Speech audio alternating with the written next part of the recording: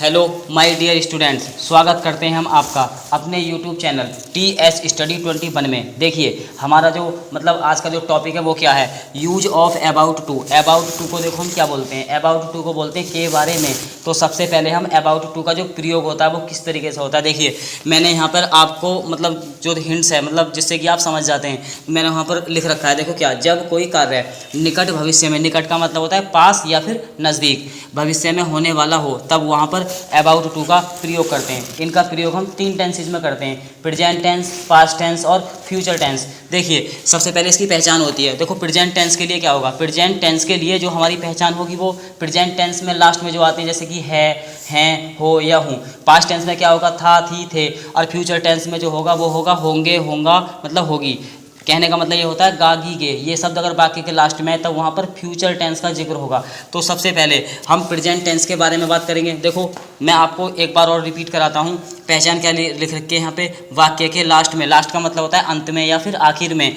वाला है, वाली है, वाले हैं, वाला था या फिर वाली थी, वाले थे, ये तो प्रेजेंट और पास्ट से रिलेटिव हो गई। इसके बाद आता है तथा वाला होगा, वाला होगा या फिर वाले होंगे, ये हो गया हमारा फ्यूचर टेंस से रिलेटिव। तो देखिए प्रेजेंट टेंस, पास्ट टेंस और फ्यूचर टेंस के लिए यहाँ पर हम अबाउट टू का यूज कर सकते हैं। तो फिर जायज़ सी बात है यहाँ पर हेल्पिंग वर्ब, जिसको हम सहायक क्रिया बोल सकते हैं, या फिर यहाँ पर verb to be, is, am, are and was verb, इनका भी यूज हम कर सकते हैं। तो देखिए प्रेजेंट टेंस के लिए हमने यहाँ पर हिंट्स दे रखी है। Listen to me carefully my dear students. देखिए यहाँ पर है आता है वाक्य के अंत में। अगर हमारा कोई सेंटेंसेस दे रखा है तब वाक्य के अंत में अगर है आता है ना, तो वहाँ पर हम इज का यूज करते हैं। अगर हैं आ जाए या फिर हो आ जाए तब वहाँ पर हम आर लगाएंगे। क्या लगाएंगे, आर। अगर वाक्य के लास्ट में आ जाए हूँ तो वहाँ पर हम एम का यूज करेंगे। ठीक है, अब सुनो, देखिए यहाँ पर इज, आर और एम, इनको हम हेल्पिंग वर्ब भी बोलते हैं और वर्ब टू बी मतलब क्रिया के द्वारा जो होना होता है उसके लिए हम यहाँ पर इनका यूज कर सकते हैं। तो सबसे पहले रूल फर्स्ट में क्या होता है, रूल फर्स्ट में हमारा प्रेजेंट टेंस के लिए आता है। किसके लिए आता है, प्रेजेंट टेंस के लिए। प्रेजेंट टेंस में अबाउट टू का प्रयोग वर्तमान काल में, वर्तमान काल का मतलब होता है प्रेजेंट टेंस में वर्तमान में जो कार्य होता है, हो रहा है या फिर हो चुका है या फिर 2 घंटे से या लगभग 4 घंटे से या फिर 5 घंटे से हो रहा है। तो यहाँ पर हमारी जो समय होता है ना, उसकी जो अवधि आती है उसके अकॉर्डिंग यहाँ पर हम यूज कर सकते हैं। तो फिर जब हम उसका यूज कर सकते हैं तो यहाँ पर क्या होगा, यहाँ पर हमारी जो हेल्पिंग वर्ब होती है वो चेंजेस होती रहती हैं टेंसेस बाय टेंसेस। ठीक है, देखो यहाँ पर क्या है, यहाँ पर हमारा ये फॉर्मूला है। फॉर्मूला क्या होता है, subject plus verb to be is, am, are plus यहाँ पर अबाउट टू का यूज हम verb to be is, am, are या फिर बाज वर्ब, इनके बाद अगर किसी चीज़ का यूज करेंगे तो वो हमारा अबाउट टू होगा। फिर यहाँ पर वर्ब की फर्स्ट फॉर्म लगा देंगे, फिर ऑब्जेक्ट का प्रयोग कर देंगे, फिर others. Listen to my dear students carefully. देखिए यहाँ पर हमें क्या करना है, अबाउट टू का यूज चाहे प्रेजेंट में हो या फिर पास्ट में या फिर फ्यूचर टेंस में, हमेशा ऑलवेज हमें वर्ब की फर्स्ट फॉर्म का यूज ही करना है, बाकी कुछ नहीं करना। बाकी हमारा जो ऑब्जेक्ट आता है तो उसका यूज कर देते हैं, वरना अदर्स शब्द आएंगे तो उनका यूज कर देंगे। अगर वो भी नहीं आए तो हम सेंटेंसेस को कंप्लीट कर लेंगे जैसे हमारा दे रखा है। देखिए सबसे पहले वह जाने वाला है, तो सबसे पहले अगर हम इस सेंटेंस को इंग्लिश में ट्रांसलेट करेंगे तो सबसे पहले हमें फॉर्मूला मांगना है, फॉर्मूले के अनुसार करेंगे। तो सबसे पहले वह जाने वाला है, तो वह के लिए हम यहाँ पर सब्जेक्ट लगा देंगे ही। अब देखो मैंने आपको बताया था ना अभी बिल्कुल लास्ट में अभी थोड़ा बताया था, थोड़ा अभी पहले, अगर वाक्य के अंत में है आता है, देखो यहाँ पर है आ गया तो इज लगा देंगे। सब्जेक्ट के बाद verb to be is, am, are, इन 3 में से हमें एक का यूज करना है और का नहीं, एक का यूज कर देंगे तो ही इज। इसके बाद अबाउट टू लगा देंगे। अबाउट टू क्यों लगेगा, अबाउट टू इस वजह से लगेगा क्योंकि वाक्य के अंत में वाला है, वाली है, वाला हूँ, अगर ये शब्द आते हैं तब यहाँ पर अबाउट टू लगा देंगे। इसके बाद सब्जेक्ट जो है वो क्या कर रहा है, वह जा रहा है या फिर वह जाने वाला है, जो काम करेगा वो हमारी वर्ब कहलाएगी। He is about to go. अब सेंटेंस हमारा कंप्लीट हो गया। ओके, इसके बाद नेक्स्ट सेंटेंस है, हम खेलने वाले हैं, तो हम के लिए यहाँ पर क्या लगा देंगे, वी। अब वाक्य के अंत में पहले तो था है, अब आ गया है में आ गया अंकी बिंदी हैं। मतलब कहने का ये होता है सब्जेक्ट हमारा जो प्लूरल है, क्या है, प्लूरल मतलब बहुवचन है, तो यहाँ पर आर लग जाएगा। क्या लग जाएगा, आर। यहाँ पर देख लो हैं, यहाँ पर हैं आ जाए या फिर हो आ जाए, उसके लिए हम आर का यूज करते हैं। तो वी आर क्या लगा देंगे, इसके बाद अबाउट के बाद टू और इसके बाद लगा देंगे प्ले। मतलब जो सब्जेक्ट है वो किस चीज़ की क्रिया कर रहा है, वो क्रिया कर रहा है खेलने की। ठीक है, ये सेंटेंस हमारा कंप्लीट हो गया। नेक्स्ट सेंटेंस, मैं पढ़ने वाला हूँ। मैं क्या करने वाला हूँ, पढ़ने वाला हूँ। तो सब्जेक्ट हमारा यहाँ पर मैं हो गया, सब्जेक्ट यहाँ पर मैं हो गया। यहाँ पर देखो क्या होता है, जितने भी सेंटेंसेज होते हैं उनमें या तो सब्जेक्ट जिसको बोलते हैं हम कर्ता, कर्ता को अगर हम हिंदी में खुलकर बोलें तो बोलेंगे कार्य को करने वाला या फिर कार्य को कराने वाला। तो देखो मैं पढ़ने वाला हूँ तो क्या करेंगे, आई एम, इसके बाद लगा देंगे अबाउट, अबाउट के बाद लगा देंगे टू। देखो पढ़ने के लिए यहाँ पर हम रीड भी लगा सकते हैं और स्टडी भी लगा सकते हैं, वो आपका मन है क्या लगाएं। I am about to study लगा दो। देखिए वर्षा होने ही वाली है, अभी ज़्यादा समय नहीं हुआ है यूज ऑफ इट को बताए हुए। आप मेरी लास्ट वीडियो में यूज ऑफ इट का यूज़ देख सकते हैं। देखिए मैंने आपको बता रखा था, यदि किसी वाक्य में वर्षा, दिन, गर्मी, सर्दी, बरसात, त्यौहार, मौसम, इनका यूजेस हमारा अगर किसी भी सेंटेंसेस में होता है तब हम वहाँ पर इट का यूज़ करते हैं। देखना आप मेरी लास्ट वीडियो में देख लेना। ठीक है, TS स्टडी 21 चैनल का नाम है, उसमें डाल के आप देख लेना कि यूज ऑफ अबाउट मतलब किस तरीके से मतलब मैंने आपको समझा रखा है, तो आप देख लेना। तो यूज ऑफ इट वाले सेंटेंस के अकॉर्डिंग बनाएंगे तो इट यहाँ पर लगाएंगे, वर्षा होने ही वाली है तो इट इज़ अबाउट, अबाउट के बाद लगा देंगे टू, फिर लगा देंगे रेन। आई होप आपको ये सेंटेंसेस समझ में आए होंगे।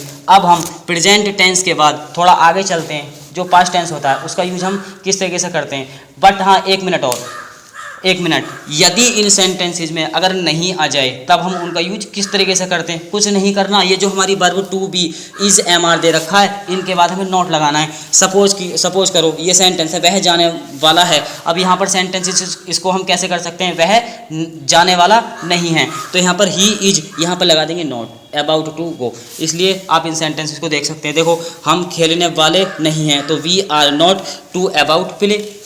मैं पढ़ने वाला नहीं हूँ तो I am not about to study. वर्षा होने ही वाली है या वर्षा होने ही वाली नहीं है तो it is not about to rain.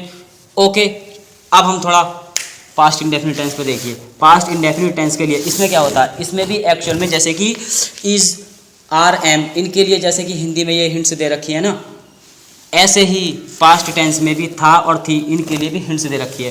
था और थी इनका यूज क्या होता है, मतलब था और थी के लिए हम बाज का यूज़ करते हैं और थे के लिए बर।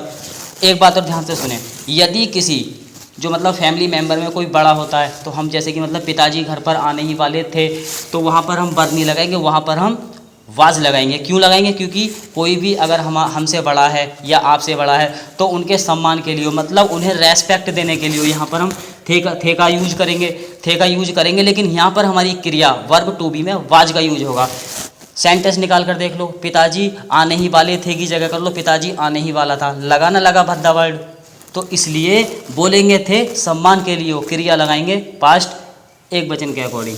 तो रूल फर्स्ट में क्या होता है, भूतकाल के वाक्यों में वाज तथा वर के साथ अबाउट टू का प्रयोग करते हैं। बिल्कुल same is, am, are, verb to भी जो होती है ना ये हमारी, इनके बाद हम अबाउट टू का यूज़ करते हैं। तो यहाँ पर भी वाज या वर के बाद अबाउट टू का यूज़ करेंगे। सेम फॉर्मूला, ये वाला और ये वाला सेम फॉर्मूला, सिर्फ क्रिया चेंज हो गई। वर्ब टू बी वाली, subject plus verb to be, was were plus about to, इसके बाद वर्ब की फर्स्ट फॉर्म प्लस ऑब्जेक्ट, इसके बाद अदर। देखिए पक्षी उड़ने ही वाले थे, पक्षी एक तो है नहीं, अगर एक होता तो हम कैसे पहचान करते, पक्षी उड़ने ही वाला था।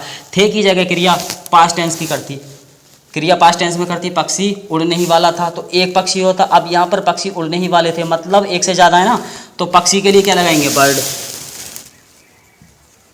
लेकिन यहाँ एस लगा देंगे क्योंकि सिंगुलर सब्जेक्ट नहीं है, यहाँ पर प्लूरल सब्जेक्ट है। बर्ड्स के बाद लगा दो वर। देखो वाले थे के लिए तो वर लगा दिया, वाले के लिए अबाउट लगा देंगे। क्या लगा देंगे, अबाउट टू। उड़ने के लिए सभी लोग आप जानते हैं फ्लाई। देखिए प्रार्थना की घंटी बजने ही वाली थी, इसमें बहुत कॉमन सेंस वाली बात है। प्रार्थना की घंटी, द प्रेयर बेल या the bell of prayers, sorry the bells prayer भी लगा देंगे। तो पहले यहाँ पर लगा दो द प्रेयर बेल। देखो किसी भी कॉलेज में देख लेना आप, जो रिंग वाली बेल होती है ना जिससे पीरियड वगैरह चलते हैं तो वो एक ही होती है ना। तो यहाँ पर ये सिंगुलर सब्जेक्ट हुआ तो क्रिया हमारी थी में है, तो यहाँ पर जब थी में है या थी में या फिर था में तो वाज लगाएंगे। तो द प्रेयर बेल यहाँ पर लगा देंगे वाज के बाद अबाउट, अबाउट के बाद लगा देंगे टू, बजने के लिए होगा रिंग। आई होप ये सेंटेंसेस भी आपको बेटर तरीके से समझ में आया होगा। अगर आपको इन सेंटेंसेस में कोई भी प्रॉब्लम किसी तरीके की हो तो आप TS स्टडी 21 में मतलब चैनल को मतलब ओपन करना, डालना, मतलब उस पर यूट्यूब पे चैनल को सर्च करना, उसमें आप मुझे कमेंट में कुछ भी पूछ लेना, मैं आपको बता दूंगा कि ये सेंटेंस किस तरीके से मतलब कैसे बनेगा। रेलगाड़ी छूटने ही वाली थी, रेलगाड़ी छूटने ही वाली थी, तो द ट्रेन, भैया रेलगाड़ी एक है ना, तो छूटने ही वाली थी तो सिंगुलर सब्जेक्ट हुआ। मैंने आपको बता रखा है और अब भी बता रहा हूँ कि सिंगुलर सब्जेक्ट जो होते हैं ही, सी, इट या फिर किसी का नेम अगर आए तब वहाँ पर सिंगुलर सब्जेक्ट होते हैं, बात एक की होती है। तो द ट्रेन थी या मतलब था, थी, थे, जो भी आता है वाज आता है, तो द ट्रेन यहाँ पर लगा देंगे वाज, क्या लगा देंगे वाज। फिर इसके बाद लगा देंगे अबाउट, अबाउट के बाद लगा देंगे टू स्टार्ट। आई होप ये भी समझ में आया होगा आपको। देखो अच्छे से रूल्स को देख लो, ये फॉर्मूले होते हैं, ये वाले फॉर्मूले होते हैं, ये प्रेजेंट का है, ये पास्ट का है, अभी तो फ्यूचर का भी आएगा। आराम से फॉर्मूले देखिए और जो इनसे जुड़ी हुई थोड़ी सी जो मतलब क्या नाम है रूल्स वगैरह हैं उनको देख लो आराम से, जो बनाने के नियम वगैरह जो होते हैं, ठीक है, इनके जो मेथड, जो बनाने का जो सेंटेंस का जो कॉन्सेप्ट होता है उसको अच्छे से देख लो। सेंटेंस भी क्लियर और डाउट भी क्लियर। देखो ये लड़कियाँ समय पर स्कूल पहुंचने ही वाली थी, तो ये लड़की, यह लड़की नहीं, ये लड़कियां, ये में चेंज हो गया तो सिंगुलर सब्जेक्ट हमारा प्लूरल में चेंज हो जाता है। देखो दीज गर्ल्स, फिर क्या लगा देंगे वर, अबाउट टू, इसके बाद क्या लगा देंगे रीच, फिर क्या लगा देंगे टू स्कूल, समय पर, इन टाइम। आई होप आपको ये चीज़ भी समझ में आया होगा। प्रेजेंट टेंस का यूज हम अबाउट टू में किस तरीके से करते हैं और पास्ट टेंस का यूज हम किस तरीके से करते हैं। अब हम इससे आगे जो आता है फ्यूचर टेंस, उसका यूज हम किस तरीके से करते हैं, आइए देखिए। अब हम फ्यूचर टेंस की बात करते हैं। फ्यूचर टेंस का देखो हम किस तरीके से यूज करते हैं। फ्यूचर टेंस के लिए भविष्य काल के वाक्यों में अबाउट टू के साथ हमारा विल बी और शैल बी आता है, जैसे कि पास्ट टेंस में वाज वर आए, प्रेजेंट टेंस में इज, एम, आर, ये चीज़ आई, यहाँ पर भी विल बी शैल बी आएगा।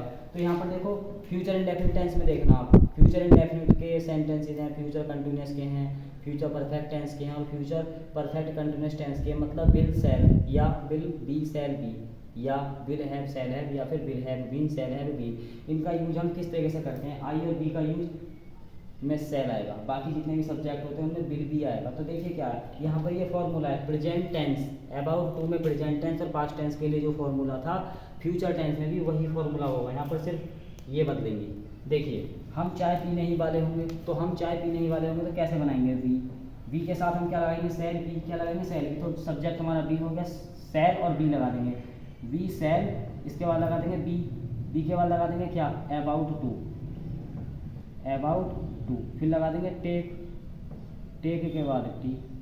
देखिए फॉर्मूले में हमारा सब्जेक्ट हो गया, शैल बी आ गया, अबाउट टू आ गया, वाले की वजह से वर्ब की फर्स्ट फॉर्म आ गया, ऑब्जेक्ट आ गया।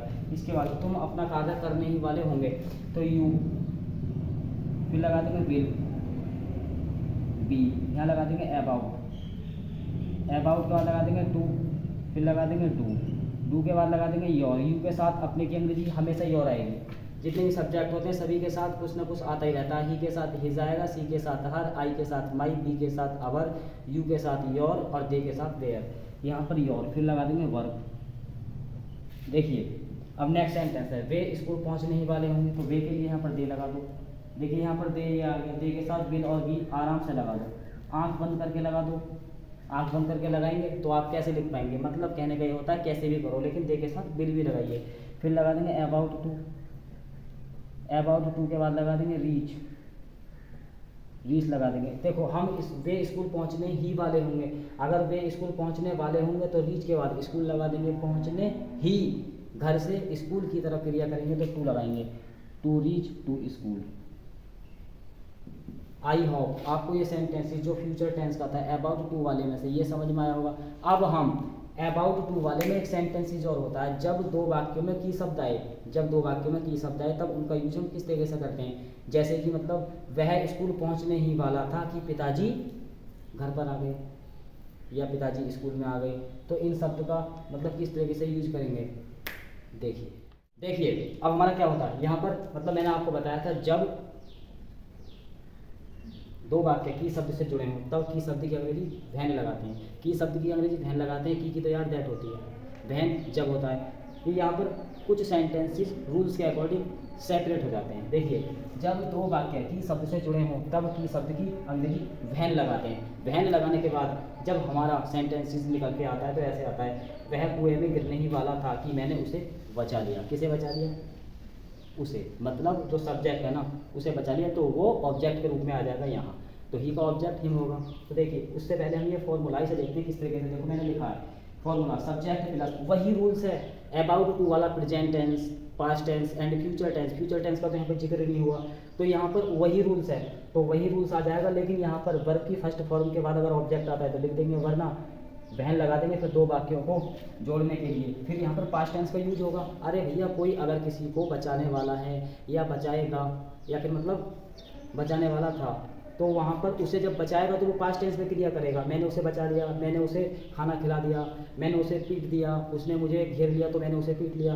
तो यहाँ पर ये सेकंड फॉर्म में आएगा। तो पास्ट इंडेफिनिट टेंस का मैंने हल्का सा लिख रखा है यहाँ पे, सब्जेक्ट वर्ब की सेकंड प्लस ऑब्जेक्ट। सभी जानते हैं कि इसका यही रूल्स होता है। तो सेंटेंस कंप्लीट करते हैं इस रूल्स के अकॉर्डिंग। वह कुएं में गिरने ही वाला था, तो देखो वह के लिए क्या लगाएंगे, इस सेंटेंस को उसी तरीके से बनाओ जैसे कि हम पीछे बनाते आ रहे हैं। यूज ऑफ अबाउट टू में present tense, past tense and sorry यहीं तक। वह कुएं में गिरने ही वाला था तो ही वाज अबाउट, अबाउट को लगा देंगे, गिरने के लिए होगा फाल। अब देखो कुएं में गिरने ही वाला था, तो ने के लिए क्या लगाएंगे, ने के लिए यहाँ पर इन नहीं लगाएंगे, इन टू के लिए लगाएंगे। क्यों? वह कुएं में गिरने ही वाला था। यदि कोई व्यक्ति या कोई पर्सन अगर किसी चीज़ में गिरेगा, जैसे कि वो नदी में नहाएगा या फिर गंगा जी में नहाएगा या कुएं में गिरेगा, तो वहाँ पर गतिमान मतलब गति करके आएगा, या फिर गतिमान अवस्था के लिए वहाँ पर इनकी अंग्रेजी मैं नहीं होगी, इनटू हो जाएगी। तो इनटू द वेल। इसके बाद की शब्द के लिए वैन लगा दो, तो आई वैन मतलब कि आई मीन्स मैंने, बचाने की होती है सेव, तो सेव्ड में चेंज हो जाएगा। मैंने बचा लिया किसे, ये जो सब्जेक्ट है ना वह, इसको ऑब्जेक्ट है, मतलब मैंने उसे बचा लिया। अब यहाँ पर देखो वह कुएं में गिरने वाला था कि मैंने वह बचा लिया, गलत है। तो यहाँ पर कैसे भी करो, यहाँ पर ऑब्जेक्ट आएगा शुरू वाले सब्जेक्ट का, तो वैन आई सेव्ड यहाँ पर लगा देंगे हिम। ओके, इसके बाद मैं फिसल में ही वाला था कि उसने मुझे पकड़ लिया, तो देखो मैं के लिए क्या लगाएंगे, I was about to sleep. देखो अगर यहाँ पर हम अबाउट लगाएं, टू नहीं लगाएं तो सेंटेंस गलत हो जाएगा, क्योंकि हमारा अबाउट टू रूल्स में लिख रखा है। तो I was about to sleep, की शब्द आ गया भैया तो वैन लगा देंगे कि उसने मुझे पकड़ लिया, तो ही मीन्स उसने पकड़ने की होती है कैच, तो कैच को कॉट में बदल दो। भैया उसने मुझे पकड़ लिया, पास्ट टेंस में हो रहा है, तो मैंने यहाँ पर लिख रखा है वैन के बाद दो वाक्यों को जोड़ने के लिए past indefinite tense, subject plus verb की सेकंड, कैच कॉट में चेंज हो जाएगी। उसने पकड़ लिया मीन्स मुझे। आई होप, मैं उम्मीद करता हूँ कि आपको ये सेंटेंसेस समझ में आए होंगे। यदि आपको कोई भी किसी तरीके का कोई डाउट हो तो आप मुझसे कमेंट में पूछ सकते हैं, बट ये मेरी वीडियो ज़रूर देखना। और मेरा जो चैनल है TS स्टडी